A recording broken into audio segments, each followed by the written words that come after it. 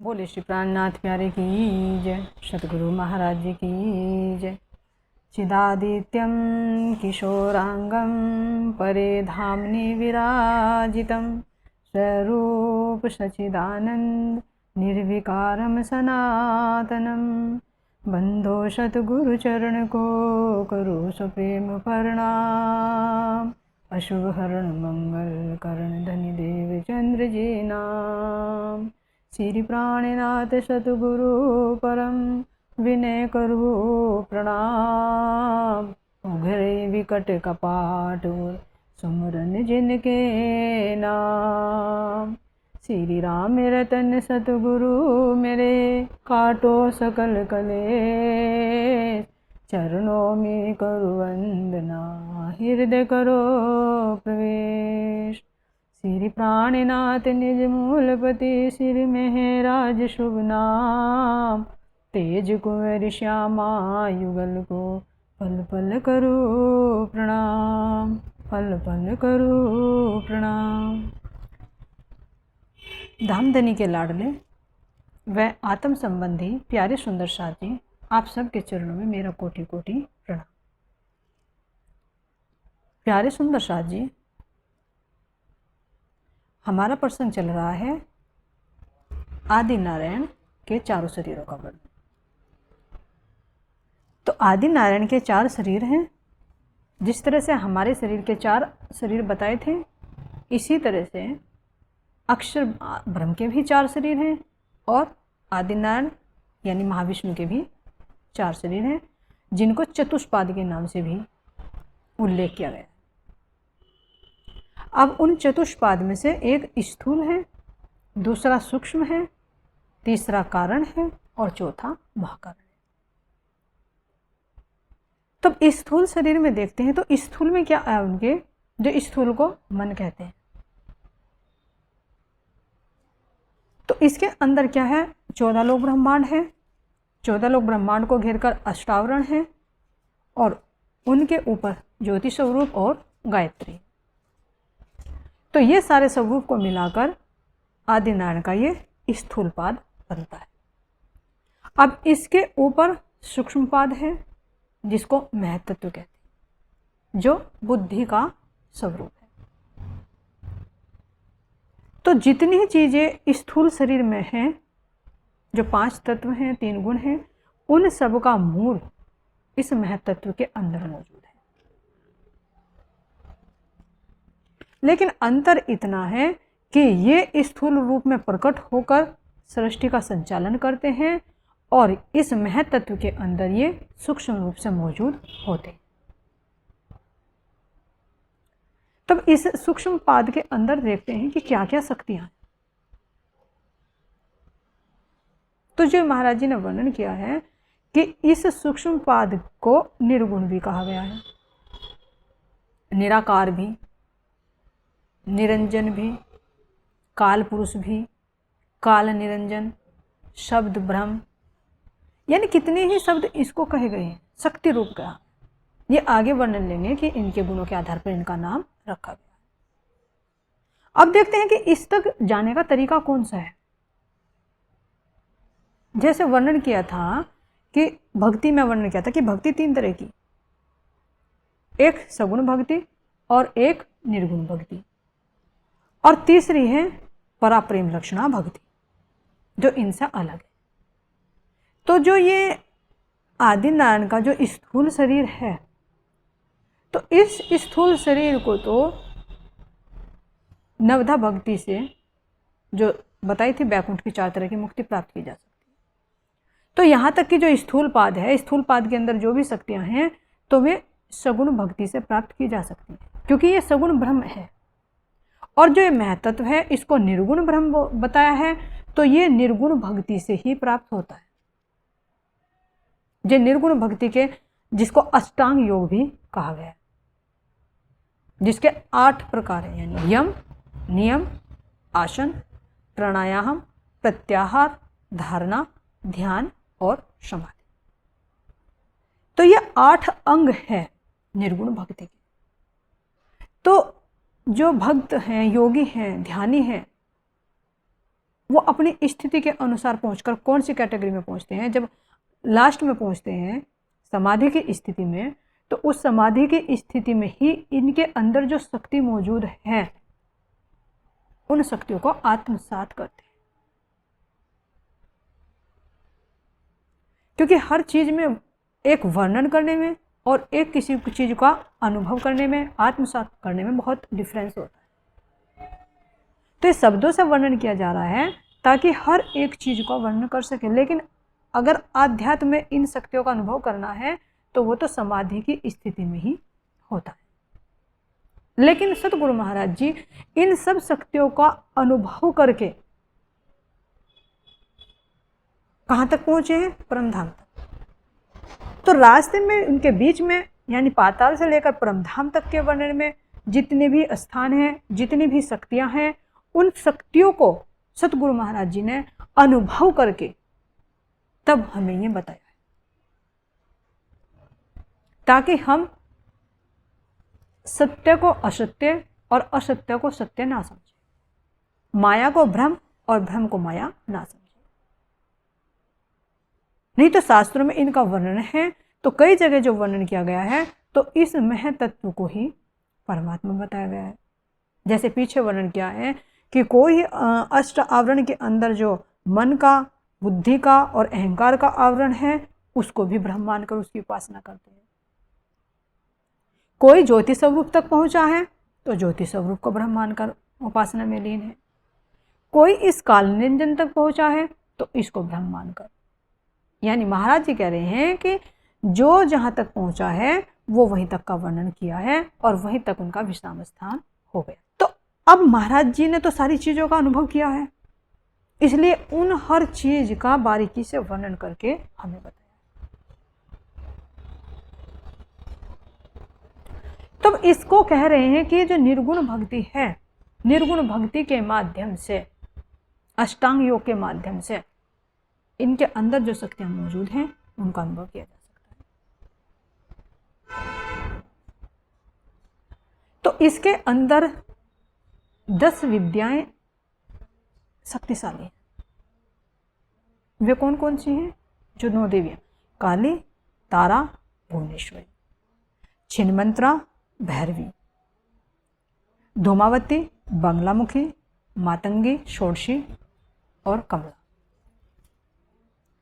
तो इन देवियों का जो वर्णन आता है, इनकी साक्षी जो है वो चामुंड तंत्र के अंदर भी एक श्लोक में मिलती है। क्यों साक्षी दी जा रही है? क्योंकि महाराज जी ने, सतगुरु महाराज जी ने कोई भी बात बताई है तो बिना साक्षी के नहीं बताई। इसका कारण क्या है? यहाँ की भ्रमित हुई बुद्धि, क्योंकि यहाँ की बुद्धि जल्दी से विश्वास नहीं करती, तो उसको साक्षी के रूप में महाराज जी वर्णन करते हैं कि अगर किसी के अंदर भ्रम है तो वो शास्त्रों में जाकर साक्षियां देख सकता है। तब इसके अंदर एक श्लोक है जो चामुंड तंत्र के अंदर है। वो कौन सा श्लोक है? वो कह रहे हैं, काली तारा महाविद्या षोडशी भुवनेश्वरी भैरवी छिन्न मंत्रा च विद्या धूमावती तथा बगुला मुखी सिद्ध विद्या मातंगी कमला च। तो ये साक्षी हमें मिलती है चामुंड तंत्र के अंदर, और महाराज जी ने भी वर्णन किया है कि ये महत तत्व के अंदर 10 शक्तियां विशेष हैं। यही शक्तियां इसको शक्तिशाली बनाती, जो यहां पर देवियों के रूप में ये प्रकट हुई है। अब इसको देखते हैं कि ये काल पुरुष है, तो जो इनके नाम आए हैं उन नामों का मतलब क्या है? निर्गुण का तो मतलब बता दे, यानी उनका साकार रूप नहीं है, वो निराकार रूप है, तो उनको निराकार भी कहा गया है और निर्गुण भी कहा है। दोनों का अर्थ एक होता है, निराकार और निर्गुण। और जिस तरह से यहां पर कहा कि साकार और शव, तो निर्गुण भक्ति मार्ग के द्वारा यहाँ का अनुभव किया जाता है। तब इस काल पुरुष को क्या किस नामों से कहा गया है? इसको अचिंत्य पुरुष भी कहा, जो शास्त्रों में अनेक नाम आते हैं। अचिंत्य यानी जिसका स्थूल शरीर से चिंतन नहीं किया जा सकता। केवल समाधि की अवस्था में जब ये चेतना उस मूल में, उस स्थान पर पहुंचती है, तो तभी उसका अनुभव होता है, उसके अंदर जो शक्तियां हैं उनका अनुभव होता है, और उनके अंदर जो नाद चलता रहता है, इसीलिए इसको महानाद भी कहा, उस नाद का अनुभव होता है। तो अचिंत्य पुरुष भी। फिर क्या कहते हैं, नींद स्वरूप। तो इसकी नींद अवस्था भी है। अब दो अवस्थाएं बताई, एक जागृत अवस्था और एक नींद अवस्था। तो ये जो स्थूल शरीर है नारायण का, ये तो जागृत अवस्था है इसकी, और जो ये महतत्व है सूक्ष्म है, इसकी निद्रावस्था है, सौपन अवस्था। अब कैसे, जैसे हमारा ये शरीर है तो ये कैसा है, जब यहाँ की स्थिति में क्रिया करता है तो इसकी अवस्था कैसी है, क्रियाशील स्थिति से। कैसी है इसकी अवस्था, जागृत। और जो इसके ऊपर महतत्व यानी सूक्ष्म है, जो बुद्धि का स्वरूप है, तो उसके अंदर अज्ञान अवस्था है। वो बुद्धि अपने वास्तविक चेतना को ना जानकर इस संसार की तरफ क्रियाशील होती है, सौपन का स्वरूप है। तो इसलिए इसकी सौपन अवस्था बताई। अब देखना है ये प्रतिबिंब कहाँ का है। जिस तरह से ऊपर जो अव्यकृत है, अव्यकृत में भी अभी बताएंगे, जो अव्यकृत है उसका वर्णन आगे चलेगा, लेकिन फिर भी थोड़ा सा हिंट दे रहे हैं कि 3 पुरुषों का वर्णन हुआ था, क्षर, अक्षर और अक्षर। तो जिस तरह से आदिनारायण के 4 शरीर हैं, चतुष्पाद कहा जिसको, इसी तरह से जो अक्षर ब्रह्म है, जो इस सृष्टि को बनाते हैं, उनके भी चतुष्पाद हैं। तो उन चतुष्पादों में से जो उनका स्थूल है, उस स्थूल में जो काल निरंजन है, उसी काल निरंजन का ये प्रतिबिंब रूप है। लेकिन अंतर इतना है कि वहां पर वो अखंड है और ये नश्वर है, बनने मिटने के अंतर्गत आता है। तो जो उनका अव्यकृत का जो काल निरंजन है, जो सूक्ष्म पाद है, वो स्थूल पाद से मिलकर सृष्टि की रचना करते हैं। तो जो स्थूल पाद से जो महाविष्णु प्रकट होते हैं, तो वो उनके सौपन का स्वरूप है। तो उसी का प्रतिबिंबित ये हो रहा है कि जो ये महत तत्व है, जब ये स्थूल से मिलता है तो इसके अंदर भी वैराट पुरुष की उत्पत्ति होती है, जो इसके सौपन का शरीर है। जिस तरह से अव्यकृत के जो सौपन बना, तो उस सौपन से आदि नारायण प्रकट हुए, उसी का बिल्कुल प्रतिबिंब जो आदि नारायण है। तो आदि नारायण के भी सौपन का शरीर कौन सा है, शेषशायी नारायण। तो पूरा वैराट शेषशायी का ही तो अंग है, उन्हीं का ही तो विस्तार है। तो वो सौपन का स्वरूप बनता है। तो इसलिए इसकी अवस्था क्या बताई है, सौपन अवस्था बताई है। और जो स्थूल शरीर है उसकी अवस्था जागृत बताई है। कौन सी स्थिति से, आत्मा की स्थिति की जागृति नहीं है, संसार की क्रिया की स्थिति से जागृति। तो इसको क्या बताया, नींद स्वरूप भी बताया, महद ब्रह्म भी बताया। महद ब्रह्म यानी जिसके अंदर महत तत्व की उत्पत्ति हुई है, जहां से वही महत तत्व वैराट के अंदर आया, और वैराट के अंदर से वो महत तत्व सब के अंदर विस्तृत हो गए। जितने भी चेतन प्राणी, चाहे पशु पक्षी हो, चाहे जीव जंतु हो, और चाहे मानव, सबके अंदर मोह, क्योंकि मोह के बिना इस सृष्टि ही नहीं चलती। तो इसीलिए महाराज जी एक चौपाई में क्या कह रहे हैं कि मोह तत्व उपजो है सोई, जो उपजो सो तो रहियो न कोई। ये जो मोह तत्व है, ये हर चेतन प्राणी के अंदर मौजूद है। तो इसका संचार कहां से होता है, इस मोह तत्व का, इसी महतत्व के अंदर। इसीलिए इसको अज्ञान का मूल बताया है। जिस तरह से हमारे अंदर अगर मोह आता है, जैसे बुद्धि के अंदर बताया था कि मोह अज्ञान, जो 6 शरीर बताए थे, सत रज तम, 3 गुण हो गए थे, और मोह, अविद्या और अज्ञान, तो ये चीज थी। तो अज्ञान के कारण ही, तो मोह के कारण ही तो सारे गलत क्रिया होती हैं, मोह के वशीभूत हो गए। तो उसको क्या कहेंगे, अज्ञान का स्वरूप ही तो कहेंगे, जो मोह तत्व है। तो इसी मोह के कारण इसका स्वरूप भी घोरतम रूप बताया गया है, और इसको अज्ञान का मूल कहा है। अब इसको ब्रह्म शिव, महानाद, महातम, महात्म का मतलब घोर से घोर अंधकार। निर्विशेष, निरंजन, जिसको आंखों से नहीं देख सकते क्योंकि ये सूक्ष्म पाद है, निर्विशेष है, इसके अलावा दूसरा नहीं है। मोह तत्व है, मोह की उत्पत्ति यहीं से हुई है। शून्य है, क्यों? क्योंकि मोह उत्पन्न होता है, क्रिया कराता है, लेकिन उसके बाद कहाँ है वो मोह? और अंदर में मौजूद होता है, लेकिन प्रत्यक्ष में वो मोह दिखाई नहीं देता। तो इसलिए इस मोह की अवस्था कैसी बता दी? ये शून्य भी है और ये निर्गुण भी है, निराकार भी है, क्योंकि इसका कोई साकार रूप नहीं है। अगर साकार रूप हो तो इस मोह को देख सकते हैं, लेकिन ये मोह दिखाई नहीं देता और क्रिया करा देता है सारी। तो इन गुणों के आधार पर इसको शून्य भी कहा, निर्गुण भी कहा है और निराकार भी कहा है।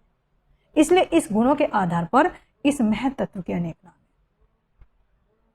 अब ये जो काल पुरुष है, काल ब्रह्म भी बोला है इसको, काल निरंजन भी है, यानी जितने भी ये स्थूल शरीर में सृष्टि बनती है, वैराट का जो विस्तार होता है, तो इस सब का अधिपति ये महतत्व है।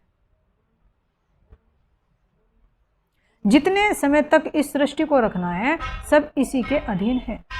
और जब ये लय करता है तो ये इन 14 लोक ब्रह्मांड को, अष्टावरण को, गायत्री को, ज्योति स्वरूप को, सबको ये अपने अंदर समाहित कर लेता है।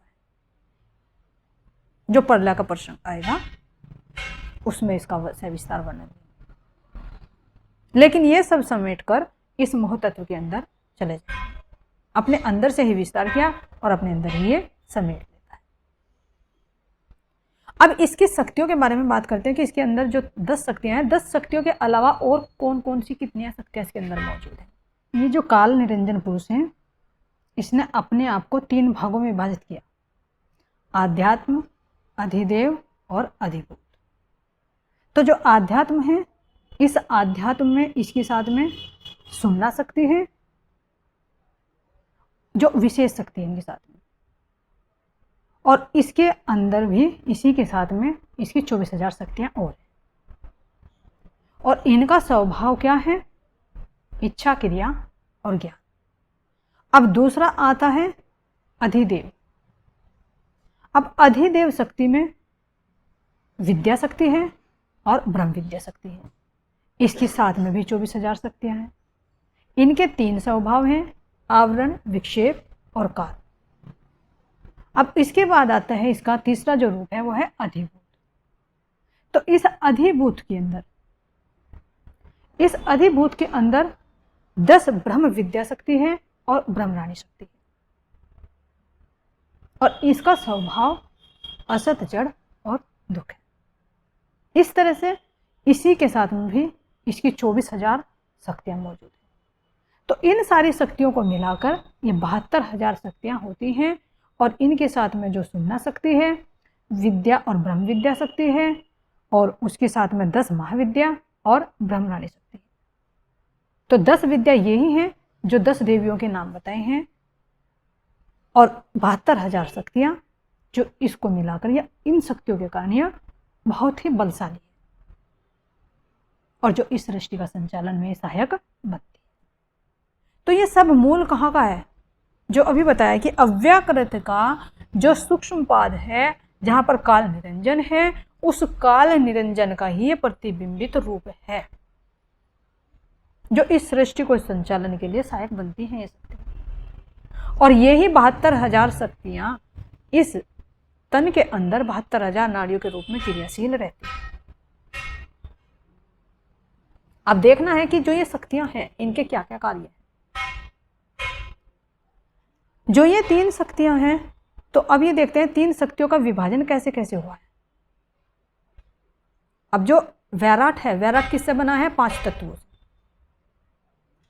और 5 तत्वों के अंदर क्या है? चेतन तत्व है, और चेतन तत्व के अंदर ज्ञान है। तो जो ये 5 तत्व बने, ये किससे बने हैं? कौन सी शक्ति से बने हैं? अधिभूत वाली शक्ति ने बनाई। क्यों? क्योंकि उसका स्वभाव क्या है? असत, जड़ और दुख। तो ये सारा संसार क्या है जो 5 तत्वों से जाकर विस्तार है? सारा असत्य है, जड़ रूप है और दुख रूप है। तो इससे ये 5 तत्व बने और इसी के जो स्वभाव हैं ये स्वभाव इन 5 तत्वों में मौजूद है। अब दूसरा देखते हैं क्या आता है, चेतन तत्व। जिन 5 तत्वों को क्रियाशील करने के लिए चेतन तत्व डाला है, तो वो कौन सी शक्ति ने डाला है, अधिदेव। और अधिदेव का जो स्वभाव है वो क्या है, आवरण, विक्षेप और काल। तो जो ये चेतन तत्व है इसके ऊपर इस शरीर का क्या पड़ा हुआ है, आवरण पड़ा हुआ। जो विक्षेप डालता है उस परमात्मा की तरफ को विक्षेप डालता है ये आवरण। ये आवरण क्या करता है, जो सत्य है उसको तो असत्य दिखाता है और जो सत्य परमात्मा है उसको असत्य दिखाता है। अब यहां प्रैक्टिकल में देखें तो जो चीज जड़ है उस जड़ को वो चेतन दिखाता है और जो चेतन तत्व है उसको वो जड़ तत्व दिखाता है। जैसे अब अपने शरीर के अंदर देखिए कि अगर शुरू की अवस्था होती है तो ये जो शरीर है इसको तो साकार बोलते हैं, दिखाई दे रहा है तो इसको सत्य माना जाता है। और जो चेतन है, जो पावरफुल है, जो इस शरीर को चलायमान कर रही है, जो इस सारे शरीर का मूल है, उसके वजूद को नहीं मानते, वो दिखाई नहीं देता इसलिए, लेकिन है। ये बात कब की कर रहे हैं, अज्ञान अवस्था में। जब जीव बिल्कुल सुसुप्ति अवस्था में होता है तो वो सुसुप्ति अवस्था में जड़ और चेतन की पहचान नहीं कर पाता, तो वो शरीर को ही सब कुछ समझता है, चेतन की उसको पहचान नहीं होती। तो ये क्या है, आवरण। और जब चेतन की तरफ को चलता है तो विक्षेप, जो मोह है, अज्ञान है, भ्रम है, वो विक्षेप डालता है। और फिर ये चेतन तत्व किसके अधीन है, काल के। जो भी बताया काल पुरुष, वो काल पुरुष के अंदर से ही तो प्रेरणा आती है ज्योति स्वरूप के अंदर कि ज्योति स्वरूप को किस तन में कितने दिन तक वो चेतना को रखना है। तो ये 3 इसके स्वभाव हैं, आवरण, विक्षेप और काल, किसके, अधिदेव शक्ति। 3 पुरुष, ये एक ही पुरुष के 3 पुरुष हैं, 3 शक्तियां क्रियाशील करने के लिए, 3 भागों में विभाजित कर लिया। और फिर इसके अंदर देखते हैं जो आ रहा है आध्यात्म। तो आध्यात्म के अंदर क्या है, इच्छा, क्रिया और ज्ञान, 3 चीज बताइए। तो ज्ञान शक्ति क्या है इसमें, ज्ञान किसके अंदर है, गायत्री के अंदर। तो इसी के अंदर से तो इच्छा हुई कि मैं बाहर सृष्टि बनाऊं, तो वैराट प्रकट हो गया। फिर वो क्रियाशील हुआ और क्रियाशील हुआ तो उसमें ज्ञान भी होना जरूरी है। तो वो ज्ञान कहां से आया, वो ज्ञान गायत्री के अंदर से। अब ये गायत्री आध्यात्म में भी है और यही गायत्री इसके स्थूल में भी है, क्योंकि जो स्थूल रूप में, प्रकट रूप में है, उन सब का मूल इस महतत्व के अंदर मौजूद है। तो ये इसके अंदर मौजूद हो गया जो आध्यात्म शक्ति है। और फिर जब ये पिंड बना दिया, 5 तत्व हो गए, इसके अंदर चेतना हो गई, चेतना के अंदर ज्ञान हो गया, और फिर इस शरीर को चलाने के लिए जो बताइए कि जो शक्तियां हैं 72,000, वे 72,000 शक्तियां इस 72,000 नाड़ियों के रूप में, जो इस चेतन शक्ति को क्रियाशील करने के लिए फोर्स देती है, बल देती है। तो इस तरह से ये महतत्व के अंदर अनंत शक्तियां मौजूद हैं, जो वहीं से ही इस ब्रह्मांड के अंदर और इस पिंड के अंदर आती है। तो जो हमारी श्रीमद् भागवत है उसमें इस काल निरंजन के बारे में क्या लिखा है, देखिए इसके इस भागवत के ही दूसरे स्कंद में क्या आता है, अधिदेवम आध्यात्म अधिभूतमिति प्रभु यथेकम पौरुषवीर्ये त्रिधा विदत तर्क्षरणु। यानी एक ही काल पुरुष ने अपने सामर्थ्य को, अपनी शक्तियों को इस सृष्टि के संचालन के लिए 3 भागों में विभक्त किया है, जिनका नाम आध्यात्म, अधिदेव और अधिभूत है। तो ये साक्षी किसके अंदर मिलती है हमें, श्रीमद् भागवत के अंदर, जिनका महाराज जी ने सविस्तार से वर्णन करके दिखाया है। तो हर ग्रंथ की, हर चीज की साक्षी है, ये नहीं कि साक्षी नहीं, लेकिन अज्ञानतावश सौपन की बुद्धि होने के कारण इन संकेतों को वास्तविकता में नहीं ले पाते। तो जो इनके अंदर वास्तविकता छिपी हुई है, उस वास्तविकता को तो एक पूर्ण ब्रह्म परमात्मा स्वरूप सतगुरु ही खुलासा कर सकते हैं। इन सब का खुलासा करते हुए महाराज जी बता रहे हैं कि कौन कहां तक पहुंच रहा है, किसका कौन सा इष्ट है, कौन सा लोक है, वहां पर क्या क्या सामग्री है। तो जो ये मह तत्व है, ये वेदांती इसी को ही ब्रह्म मानते हैं कि काल पुरुष ही, काल भगवान ही सब कुछ है, कि काल से बड़ा कुछ है ही नहीं, उनकी विचारधारा है। लेकिन महाराज जी कह रहे कि काल भी तो आखिर किसी के अधीन है, ये समय भी तो किसी ने बनाया है। तो अब ये देखते कि जो वेदांती है, वेदांती यानी जो हमारे वेदांत है, जो 6 शास्त्र हैं, 4 तो हमारे वेद हैं, ऋग्वेद, यजुर्वेद, सामवेद और अथर्ववेद, और 6 हमारे शास्त्र हैं, जो सांख्य है, दर्शन शास्त्र है, मीमांसा है, पातंजल शास्त्र है, वैशेषिक है, और हमारा सबसे लास्ट का वेदांत है। तो वेदांत शास्त्र को मानने वाले वेदांती इसी काल भगवान को, इसी काल पुरुष को, इसी शून्य को अपना इष्ट मानकर परमात्मा समझते हैं।